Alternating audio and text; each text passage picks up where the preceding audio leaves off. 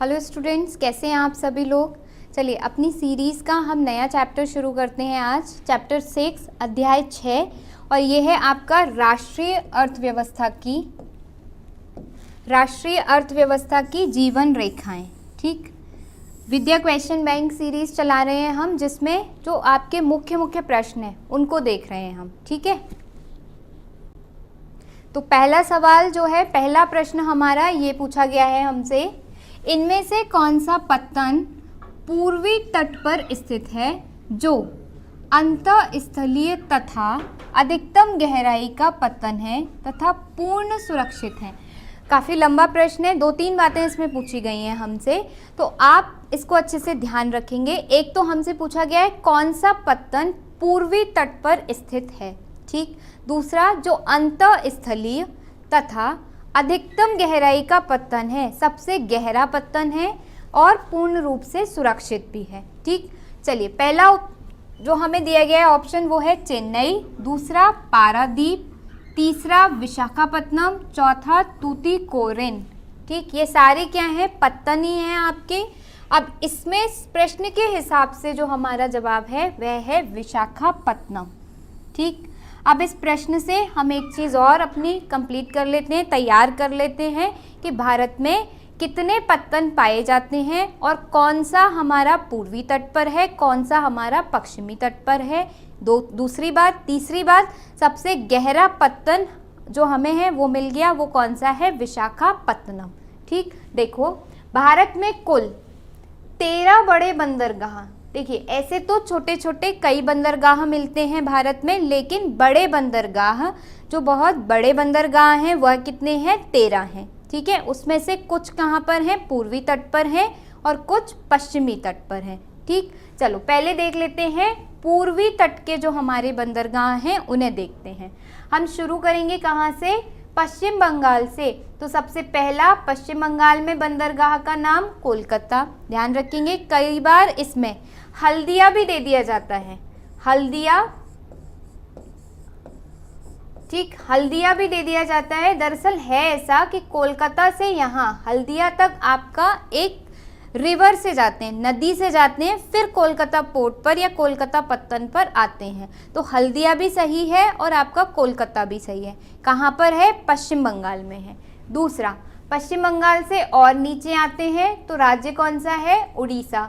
तो यहाँ पे कौन सा हमारा पत्तन है, पारादीप। अब देखिए क्या आपसे सवाल में क्या पूछा गया था, पूर्वी तट पर स्थित, लेकिन पारादीप भी पूर्वी तट पर है और विशाखापत्तनम भी पूर्वी तट पर है। तो हमें क्या पता होना चाहिए, है तो पूर्वी तट पर दोनों, लेकिन गहरा सबसे ज़्यादा कौन है, तो विशाखापत्तनम है। तीसरा, आंध्र प्रदेश के अंदर विशाखापत्तनम, तीसरा पोर्ट, तीसरा पत्तन। अब आते हैं तमिलनाडु में। तमिलनाडु में हमारे 3 पत्तन हैं, तमिलनाडु के अंदर 3 पत्तन हैं। ध्यान रखेंगे, पश्चिम बंगाल में 1 कलकत्ता, उड़ीसा के अंदर 1 पारादीप, आंध्र प्रदेश में 1 विशाखापत्तनम, तमिलनाडु में 3 पत्तन हैं। पहला एन्नोर, सबसे ऊपर एन्नोर, उसके नीचे चेन्नई और उसके नीचे बीओ चिदम्बरम, या जिसे हम और कहते हैं तूतीकोरिन। ठीक, इसका एक और नया नाम आपका बीओ चिदम्बरम, और पूर्व में इसे क्या कहते थे, तूतीकोरिन। तो देखो, अगर जिसे अधिकतम गहराई का पत्तन नहीं पता होगा वह इसका उत्तर सही नहीं बता पाएगा। क्यों, क्योंकि 3 ऑप्शन तो यहाँ पे ऐसे दिए हैं जो पूर्वी पत्तन है। तो पूर्व में हमारे टोटल कितने पत्तन हो गए, कोलकाता, पारादीप, विशाखापत्तनम और एन्नोर, चेन्नई और आपके तूतीकोरिन। तो टोटल मिलाकर के हो गए 6 पत्तन। इसके साथ ही पूर्व में ही एक हमारा पत्तन है, वो है पोर्ट ब्लेयर। ठीक, या फिर अंडमान निकोबार में जो उपस्थित है पोर्ट ब्लेयर पत्तन। तो हमारे हो गए कितने, 7 पत्तन हो गए। पूर्वी तट की तरफ 7 पत्तन हो गए, कुल मिलाकर के हमारे टोटल कितने हैं, 13। अब देखते हैं पश्चिमी तट पर।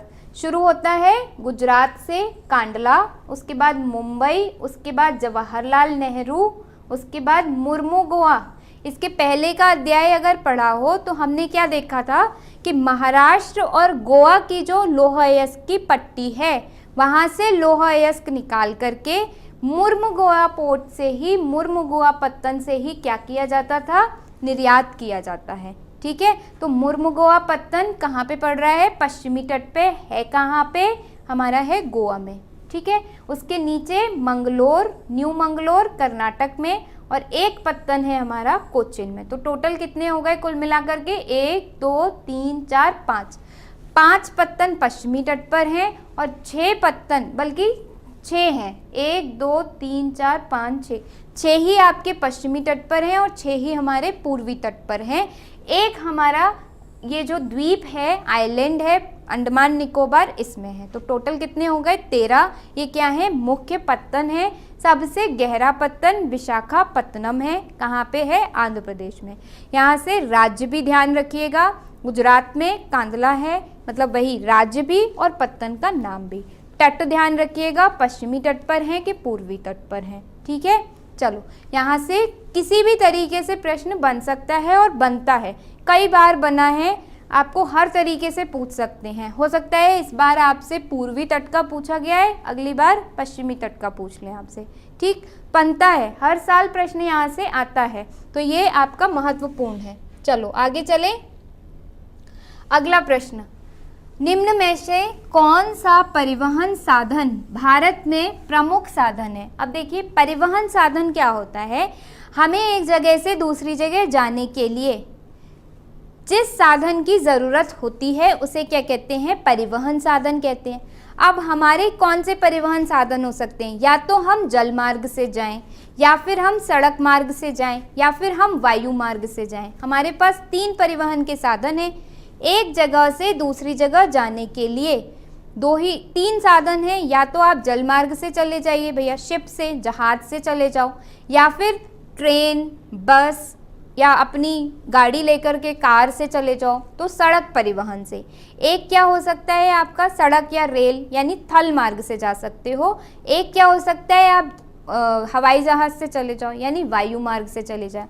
तो 3 हमारे पास साधन हो सकते हैं परिवहन के मुख्य रूप से। जैसे, लेकिन यहाँ पे हमसे पूछा गया है कौन सा परिवहन साधन भारत में प्रमुख साधन है। भारत जो देश है वह मुख्य रूप से किस साधन का इस्तेमाल करता है, यह पूछा गया है। तो भारत में मुख्य रूप से सड़क परिवहन का इस्तेमाल किया जाता है। मुख्य रूप से भारत में जिस परिवहन का इस्तेमाल किया जाता है वह सड़क परिवहन का इस्तेमाल किया जाता है।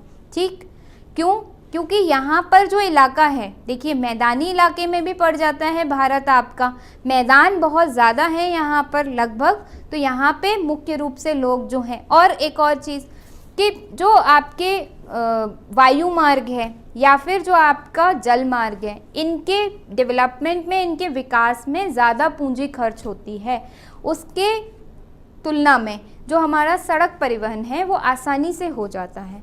ठीक है, तो इसलिए क्योंकि भारत एक विकासशील देश है, अभी विकसित तो बहुत ज़्यादा हुआ नहीं है, तो इसलिए अभी हम सड़क परिवहन पे ज़्यादा निर्भर करते हैं और उसी का ही प्रयोग ज़्यादा करते हैं। ठीक, देखो धीरे धीरे करके आ रही हैं हमारे यहाँ ये चीज़ें। ठीक है, जैसे हम देख रहे हैं क्या कि आपका जो राष्ट्रीय जल मार्ग बनाया जा रहा है, जल मार्ग बनाए जा रहे हैं, तो अब हम जल से परिवहन भी कर पाएंगे। लेकिन अभी क्या हो रहा है, वो चीज़ें विकसित हो रही हैं। अभी हम मुख्य रूप से सड़क परिवहन पर ही ज़्यादा निर्भर हैं।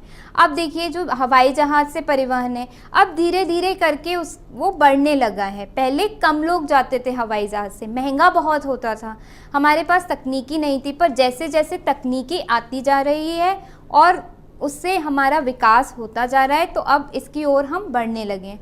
पर प्रेजेंट में, वर्तमान में बात करें तो सड़क परिवहन है। ठीक है, आगे चलते हैं अगले प्रश्न पर। अगला प्रश्न हमसे पूछा है, भारत का सबसे लंबा राष्ट्रीय राजमार्ग कौन है, इसकी लंबाई और इससे जुड़ने वाले नगर कौन से हैं। तो पहले तो एक प्रश्न पूछा है, लंबा राष्ट्रीय राजमार्ग का नाम बताना है, यानी नेशनल हाईवे जो सबसे लंबा है उसका नाम बताना है। दूसरा, इसकी लंबाई बतानी है। तीसरा, इससे कौन कौन से नगर जुड़े हुए हैं ये बताना है। 3 प्रश्न एक ही प्रश्न में पूछ लिए गए हैं। ठीक है, तो देखो बच्चों, सबसे पहले राजमार्ग का नाम, सबसे लंबा राष्ट्रीय राजमार्ग है राजमार्ग नंबर 7, और पहले 7 था लेकिन अब इसका नया नाम हो गया है राजमार्ग 44। तो अगर राष्ट्रीय राजमार्ग 7 लिखा है तब भी सही है, राष्ट्रीय राजमार्ग 44 लिखा है तब भी सही है। पहले 7 था लेकिन अब इसका नाम बदल के राष्ट्रीय राजमार्ग 44 कर दिया गया है। ठीक, तो ये तो हुई नाम की बात। अब सर्वाधिक लंबा राजमार्ग है जो, लंबाई की बात, कितना लंबा है 2369 यानी 2369 किलोमीटर, 2369 किलोमीटर लंबा है। ठीक है, अब किन किन शहरों को जोड़ता है या फिर कौन कौन से नगर इससे जुड़े हैं? एक, यह जोड़ता है वाराणसी को जबलपुर, नागपुर, हैदराबाद, बंगलुरु, मदुरई के रास्ते कन्याकुमारी से जोड़ता है। मतलब शुरू होता है उत्तर प्रदेश के शहर वाराणसी से और आगे चलते हुए खत्म कहाँ पे होता है? कन्याकुमारी तक। तो देखो कितना बड़ा हो गया। उत्तर प्रदेश से शुरू किया हमने और भारत का जो सबसे अंतिम छोर है, ठीक, अंतिम छोर ही है हमारा कन्याकुमारी, वहाँ तक पहुँच जाते हैं अगर इस राजमार्ग को फॉलो करते हुए या इस राजमार्ग पे आगे बढ़ते हुए चलोगे तो।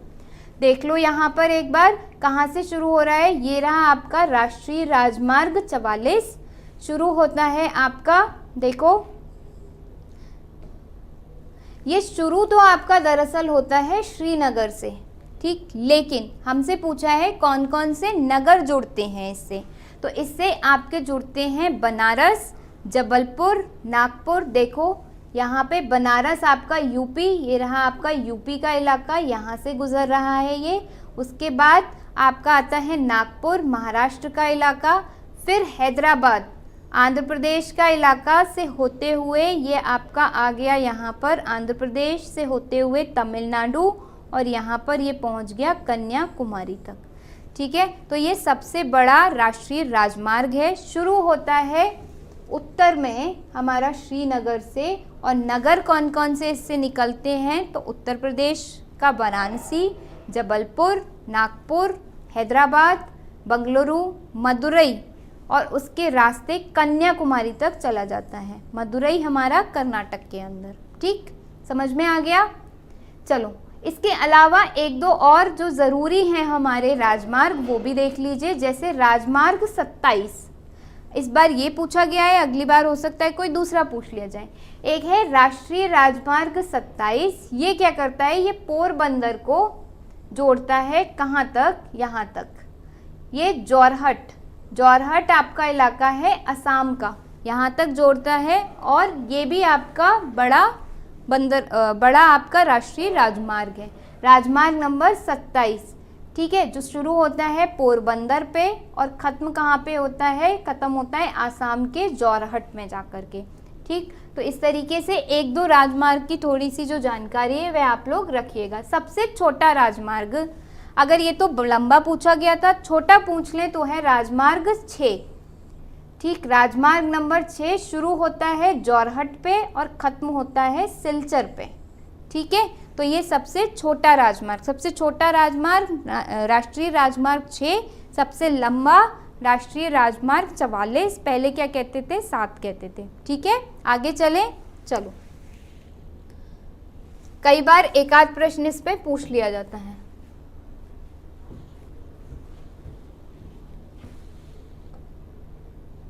ठीक,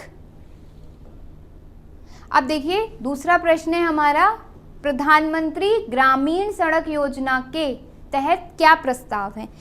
अब देखिए, जो भारत है या भारत की सरकारें हैं यह भी समझती हैं कि विकास के लिए परिवहन के अच्छे से अच्छे साधन होने चाहिए। हमें अपने देश के हर दूर दराज के इलाकों को आपस में जोड़ने की कोशिश करनी चाहिए, उनके बीच में परिवहन के अच्छे साधन उपलब्ध कराने चाहिए। उससे क्या होगा, अगर गांव तक सड़कें जा रही हैं तो गांव के बच्चे भी शहर में आके पढ़ सकेंगे, गांव का किसान भी अपना माल शहर में आकर के अपनी फसल आसानी से शहर में बेच सकेगा। ठीक है। और जब गांव का व्यक्ति शहर से जुड़ जाएगा तो जो शहर का विकास है वह गांव तक पहुंचने लगेगा। गांव में भी बड़ी बड़ी जो फैक्ट्रियां हैं वह लगने लगेंगी अगर परिवहन के अच्छे साधन होंगे। गांव में भी बड़े बड़े स्कूल खुलने लगेंगे अगर परिवहन के अच्छे साधन होंगे तो इन सब बातों को समझते हुए और जानते हुए सन 2000 में भारत सरकार ने प्रधानमंत्री ग्रामीण सड़क योजना की शुरुआत की। कब शुरू की, इसको नोट कर लीजिएगा। 2000 में भारत सरकार ने प्रधानमंत्री ग्रामीण सड़क योजना की शुरुआत की और इस सड़क योजना का जो मुख्य उद्देश्य था भारत सरकार का, इस योजना के तहत यह उद्देश्य था कि जहां पर भी जिन जिन गांवों में 500 लोगों की आबादी रहती है, यानी जो भी गांव जहां पे 500 लोग रहते हैं उन्हें हम क्या करेंगे, उन्हें पक्की सड़कें उपलब्ध कराएंगे और शहरों से जोड़ने का उन्हें प्रयास करेंगे। ठीक, ये 500 की आबादी मैदानी क्षेत्रों के लिए है, लेकिन अगर पहाड़ी इलाका है तो वहाँ पर अगर 250 की आबादी भी है, यानी पहाड़ी इलाके में अगर कोई गांव ऐसा है जिसकी 250 की आबादी है, 250 लोग रहते हैं, तो भारत सरकार की इस योजना के तहत वहाँ पे पक्की सड़क का निर्माण किया जाएगा और उन सड़कों को शहरों से जोड़ने की कोशिश की जाएगी। ठीक, जिससे कि विकास जो शहरों में हो रहा है वह गांवों तक आसानी से पहुंच सके और गांव का लोग भी या गांव के लोग भी, गांव की आबादी भी विकसित हो सके। ठीक है, देखिए जब तक आप शहर विकसित कर दें चाहे जितने भी, लेकिन जब तक आपने विकास गाँव तक नहीं पहुँचाया, ठीक, हमारा जो मुख्य भारत है वह कहाँ बसता है, गाँव में बसता है। तो आप विकास चाहे शहर में कितना ही कर लीजिए, जब तक आपने विकास गाँव तक नहीं पहुँचाया, इसका मतलब भारत का एक बहुत बड़ा इलाका ऐसा है जो विकास से आपने छोड़ दिया या जो अभी भी अविकसित है।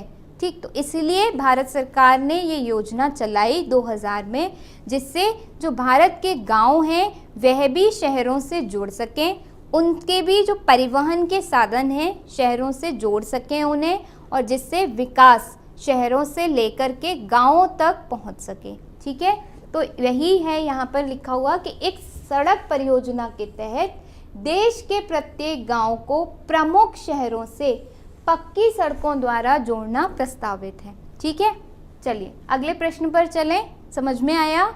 आगे चलते हैं अगले प्रश्न पर। अगला प्रश्न पूछा है, भारत में पहली रेलगाड़ी की शुरुआत कब और कहां से कहां तक की गई थी। एक प्रश्न तो ये है कि पहली रेलगाड़ी की शुरुआत कब की गई और कहां से कहां तक की गई, सन बताना है, और किस जगह से किस जगह तक चली ये बताना है। दूसरा, भारतीय रेल मार्ग को कितने गेजों में बांटा जा सकता है। जो भारतीय रेल मार्ग हैं, जिन पर जो पटरियां हैं, जिन पर हमारी ट्रेन दौड़ती है, रेल दौड़ती है, उसमें गेज होते हैं दरअसल। ठीक है, उन्हें हम कितने गेजों में बांट सकते हैं वह पूछा गया है हमसे। तो 2 प्रश्न हैं, एक एक करके इनका उत्तर देखेंगे। देखो, पहले सबसे पहली रेलगाड़ी की शुरुआत हमारी हुई थी 1853 में, और इस समय वॉइसरॉय हैं हमारे, ब्रिटिश का शासन है, ब्रिटिश की सरकार है इस समय। भारत स्वतंत्र तो है नहीं 1853 में, तो कौन है इस समय हमारे वायसराय हैं इस समय हमारे डलहौजी।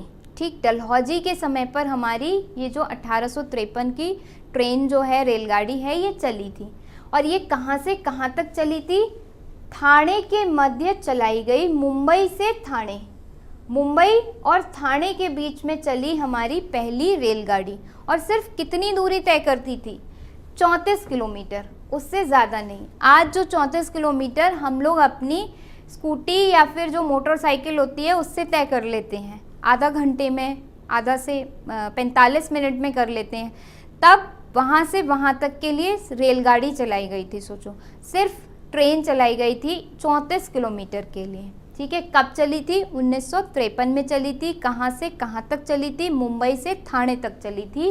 और भारतीय, अब एक प्रश्न यहाँ पे कंप्लीट हुआ, समाप्त हुआ। दूसरा, भारतीय रेल मार्ग को 3 गेजों में डिवाइड किया जा सकता है या हम विभाजित कर सकते हैं। पहला ब्रॉड गेज, दूसरा मीटर गेज यानी छोटी लाइन, और तीसरा सबसे छोटा नैरो गेज। तो सबसे बड़ी लाइन ब्रॉड गेज, छोटी लाइन जिसे हम बोलते हैं मीटर गेज, और तीसरा नैरो गेज जिसे हम क्या बोलते हैं, नैरो गेज ही बोलते हैं। ठीक, तो इस तरीके से जो रेल की पटरियां हैं उन्हें हमने 3 में बांट लिया। एक आपकी बड़ी लाइन जिसे बोल रहे हैं ब्रॉड गेज, उसके बाद मीटर गेज यानी छोटी लाइन, और उसके बाद नैरो गेज जिसे नैरो गेज कहते हैं। अब देखो जो मीटर गेज है उसकी जो बीच की यानी जो पटरियां हैं इनके बीच की जो दूरी है 1 मीटर होती है, लेकिन नैरो गेज की 1 मीटर से कम होती है, और जो ब्रॉड गेज होती है बड़ी लाइन उसकी 1 मीटर से ज़्यादा होती है। ठीक है, तो ब्रॉड गेज पर जितनी दूरी ज़्यादा है तो ट्रेन बहुत जल्दी चलती है, स्पीड में चलती है। तो जो छोटी लाइन होती है या जो नैरो गेज होती हैं उसमें जो रेलगाड़ी होती है बहुत धीमे चलती है, जबकि जो बड़ी लाइन होती है उसमें रेलगाड़ी बहुत तेज़ चलती है। ठीक, तो जब विकास नहीं था शुरुआत में तब तो नैरो गेज, आजकल जो पैसेंजर ट्रेन होती हैं आपकी, ठीक है, उनमें क्या होती है रेलगाड़ी धीमी चलती है। तो जो नैरो गेज पे चलती है वो कौन सी चलती है, ज़्यादातर पैसेंजर ट्रेन चलती है। ठीक, तो 3 हो गई, broad gauge, metre gauge, narrow gauge. Broad gauge 1 metre से ज़्यादा दूरी उनके बीच की, नैरो गेज 1 मीटर से कम दूरी, और मीटर गेज 1 मीटर की दूरी। पहली ट्रेन 1853 में चली, मुंबई से थाने तक चली। ठीक है, प्रश्न यहाँ पे पूरा हुआ। चलें अगले प्रश्न पर। ठीक, चलो अब पूछा गया है कि भारत में सड़क परिवहन के सम्मुख उपस्थित किन्हीं 5 प्रमुख समस्याओं का वर्णन कीजिए। देखिए, ये तो हमने जान लिया कि भारत में सर्वाधिक परिवहन किससे होता है, सड़क से होता है। लेकिन क्या सड़क परिवहन इतना आसान है? नहीं, उसमें बहुत सारी समस्याएं हैं, और इन समस्याओं से हर दिन हमारी सरकारें जूझती हैं, और हर दिन हम लोग भी इन समस्याओं से जूझते हैं। इस परिवहन को और बहुत अधिक कहना चाहिए स्मूथ या फिर बहुत अच्छा अभी भी नहीं बना पाए हैं इन्हीं समस्याओं की वजह से। तो देख लेते हैं कौन कौन सी समस्याएं हैं हमारे सामने। देखो, सबसे पहली समस्या यात्रियों की अधिक संख्या। ये तो है, अब आज देखिए हर घर में कम से कम 2 तो आपके 2 पहिया वाहन होंगे, और मिनिमम एक तो कार होगी ही होगी। ज़्यादातर घरों में अगर हम देखें, और शहरों में यह स्थिति और अधिक है। यात्री बहुत ज़्यादा हो गए हैं, वाहन बहुत ज़्यादा हो गए हैं, तो इसलिए सड़कें कम हैं, सड़कें छोटी हैं, लोग बहुत ज़्यादा आ रहे हैं, तो क्या होता है, जाम लग जाता है। इसलिए ज़्यादातर क्या हमें देखना पड़ता है, जाम।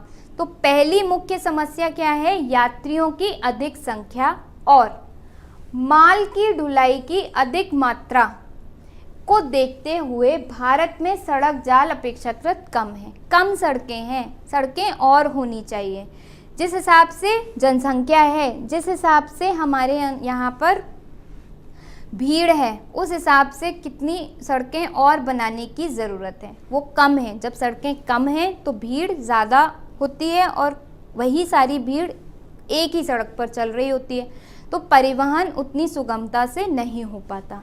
दूसरा क्या कारण है, भारत में लगभग 50% सड़कें कच्ची हैं, इसलिए यह यातायात के साधनों के लिए सुगम नहीं है।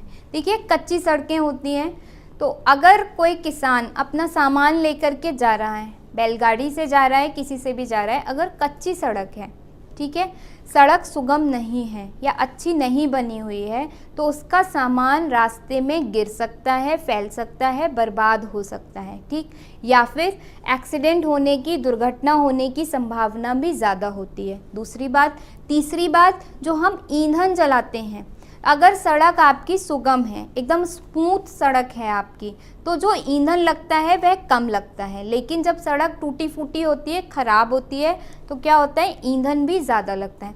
ज़्यादा ईंधन फूकेगा, ज़्यादा पर्यावरण प्रदूषण होगा, ज़्यादा ईंधन फूकेगा, लोगों की जेब से पेट्रोल के पैसे ज़्यादा जाएंगे। तो जब किसान टूटी सड़क से सफ़र करके या परिवहन करके अपनी मंडी में पहुँचेगा सामान को बेचने के लिए, तो वो उस सामान पे अपनी पेट्रोल की जो उसकी लागत आई है वह भी जोड़ लेगा। तो सामान क्या हो जाएगा, महंगा हो जाएगा। जब सामान महंगा हो जाएगा तो लोग उसे कम खरीदेंगे, जब कम खरीदेंगे तो नुकसान किसका, किसान का। हमारी जो अर्थव्यवस्था है वह क्या होगी, प्रभावित होगी। तो इसका मतलब ये है कि सड़कें कच्ची हैं और जिसकी वजह से यातायात क्या है, सुगम नहीं है। तो पक्की सड़कें होनी चाहिए, अगर सड़कें पक्की होंगी तो ज़्यादा यातायात सुगम होगा।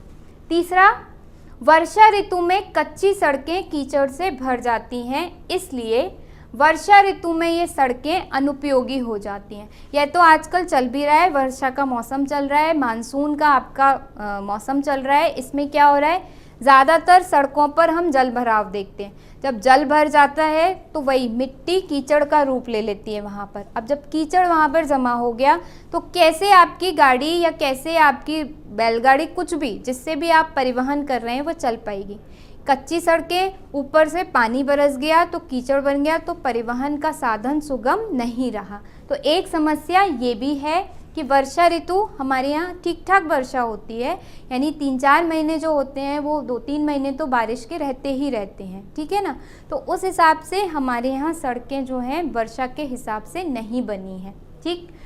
चौथा, अधिक वर्षा वाले क्षेत्रों में सड़कें जल्दी खराब हो जाती हैं। बिल्कुल सही बात है, जब लगातार वर्षा होती है तो वर्षा का एक तो पानी इकट्ठा भी हो जाता है, ठीक, और पानी की वजह से सड़कें क्या होती हैं, जल्दी खराब भी हो जाती हैं।